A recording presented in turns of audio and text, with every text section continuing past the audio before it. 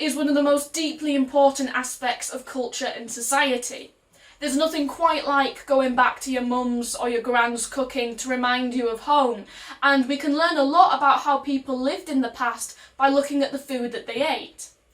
And when I was putting my book together, which by the way is coming out this summer, so you'll just have to wait a teensy bit longer, I wanted to collect together a handful of recipes which really cast a light on how people in Yorkshire in the past ate and lived.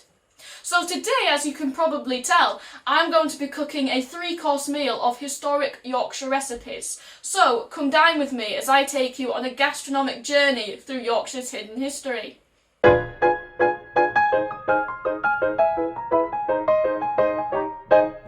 We're going to start off with something which has been around for a long time and, though not exclusive to Yorkshire, was an important part of the Yorkshire diet: oat cakes. Oat cakes were popular in Yorkshire because oats were one of the few arable crops that you could grow in really rough soil, so you tend to find a lot of oaty type foods in places like the north of England, Scotland and Wales. Now, like anything, when replicating historical recipes, unless you happen to have an 18th century house, which I don't yet, you're obviously not going to get it 100% because you're using modern ingredients and modern equipment.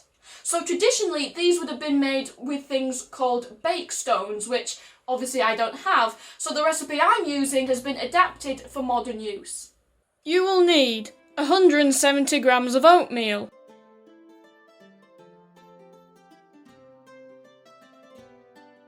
90 grams of plain flour, 7 grams of dried yeast, 1 teaspoon of salt, 250 millilitres of milk.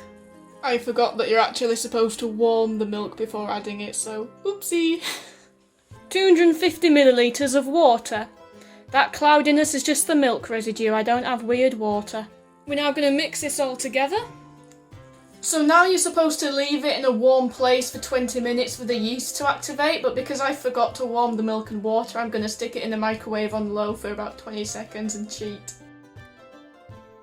It's not as thick as I'd have hoped it to be, so I'm going to try and salvage the situation and add some porridge oats and hope that thickens it up a bit. There we go, that's a bit more like it, that's what we need.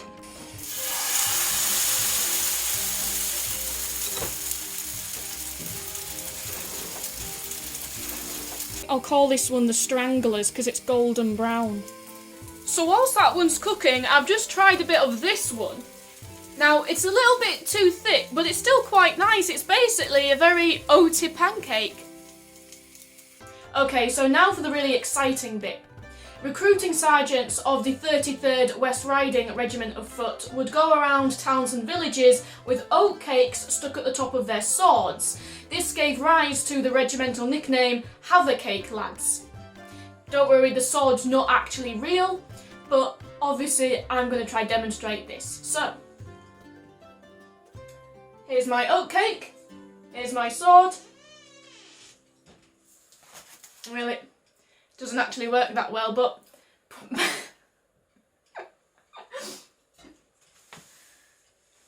so they clearly work better when they're cold, and they're demonstrated in this 1814 illustration by George Walker.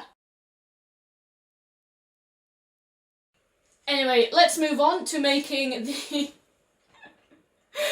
the dessert course of Tom Trot Toffee, as my workstation is getting increasingly messy. You will need 125 grams of butter, 450 grams of dark brown sugar. This one comes with a considerable health warning, so make at your peril.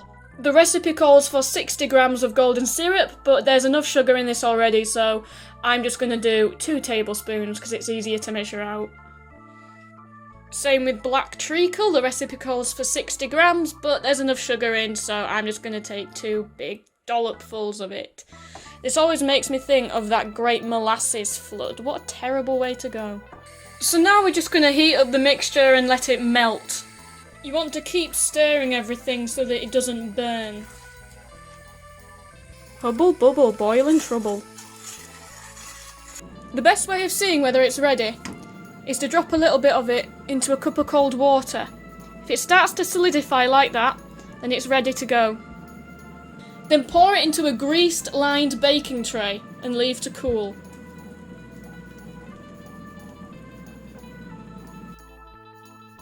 Now that it's cooled, you need to find something hard and then bash it into little pieces.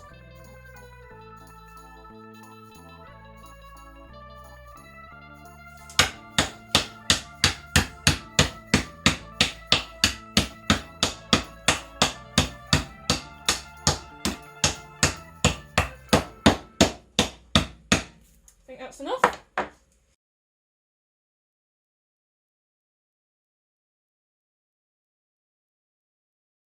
For the main course, I've chosen what's called a Barnsley chop.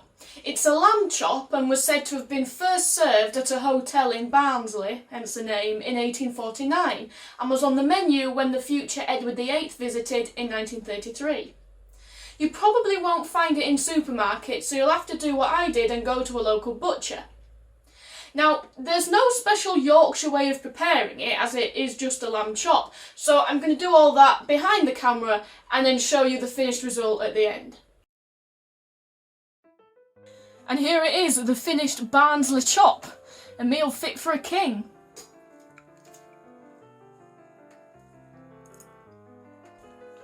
So what's really nice about this is I tend to find that you don't usually get a lot of meat with lamb.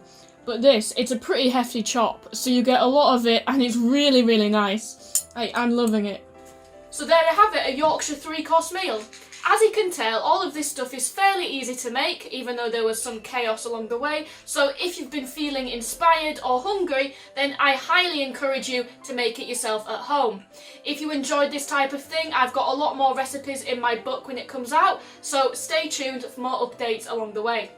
I hope you've enjoyed this video, I hope you've learnt something new, and hope to see you again soon.